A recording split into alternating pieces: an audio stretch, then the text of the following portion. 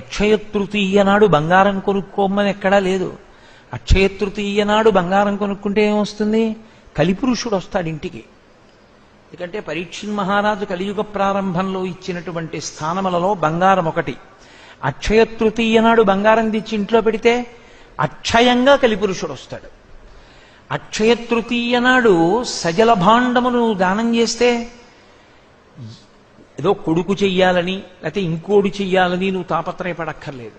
నీ జీవుడి కొరకు నువ్వు చేసేసుకున్నావు. ఎన్ని జన్మలకి అక్షయం, దానికి అంతు లేదు. అందుకే అక్షయ తృతీయ తప్పకుండా చేసుకోమని చెప్పారు. కొన్ని తప్పకుండా రోజు ఇవ్వవలసినవి కొన్ని ఉన్నాయి. చక్కగా తన భార్య తీసిన చందనాన్ని ఆ ఎవరు దానం పుచ్చుకుంటున్నారో ఆయన యొక్క శరీరమునకు అలదుతారు. అలది ఒక గొడుగు పడతారు. పట్టి ఆ గొడుగు ఆయనకి దానం ఇస్తారు. ఆయనకి చెప్పులు తీసుకొచ్చి ఆ చెప్పులు ఆయనకి దానం ఇవ్వాలి. నీకు అవకాశం ఉంటే నవధాన్యములను కూడా ఇవ్వవచ్చు. ఒక్క శనగలో ఒక్క కందులో కాదు, ఇస్తే నవధాన్యములను ఇవ్వాలి. అథవా చెప్పులు గొడుగు తప్పకుండా ఇస్తారు. అన్ని దేవాలయాలలోనూ అక్షయ తృతీయ నాడు పరమేశ్వరుడికి తెల్లటి బట్ట కట్టాలని, తెల్లటి బట్టతో దర్శనమిస్తాడు. ఆ రోజు నువ్వు ఏది ఇస్తున్నావో అది నీ జీవుడికి అనంతమై పడిపోతుంది ఖాతాలో. అది నువ్వు పొందడానికి అర్హత పొందుతావు.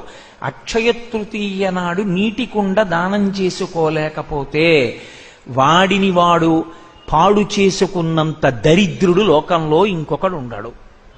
ఒక నీటి కుండ అక్షయ తృతీయ నాడు ఇవ్వలేకపోతే ఇక వాడిని ఎవరు ఉద్ధరిస్తారు? ఎవరు ఉద్ధరించగలిగిన వాళ్ళు ఉండరు. అవి తొణికిపోకుండా కీటకములు పడకుండా కొత్త గుడ్డ చేత ఆచ్ఛాదిస్తారు. వాసిని కట్టారంటారు. కట్టి పట్టికెళ్ళి చక్కగా నీటి కుండ ఇచ్చి నమస్కారం చేస్తారు. ఇది అక్షయ తృతీయ నాడు చేయవలసిన పని. అంతేగాని అక్షయ తృతీయ నాడు బంగారం కొనుక్కోండి అని చెప్పనూకూడదు. అక్షయ తృతీయ నాడు బంగారం కొనుక్కోనూకూడదు.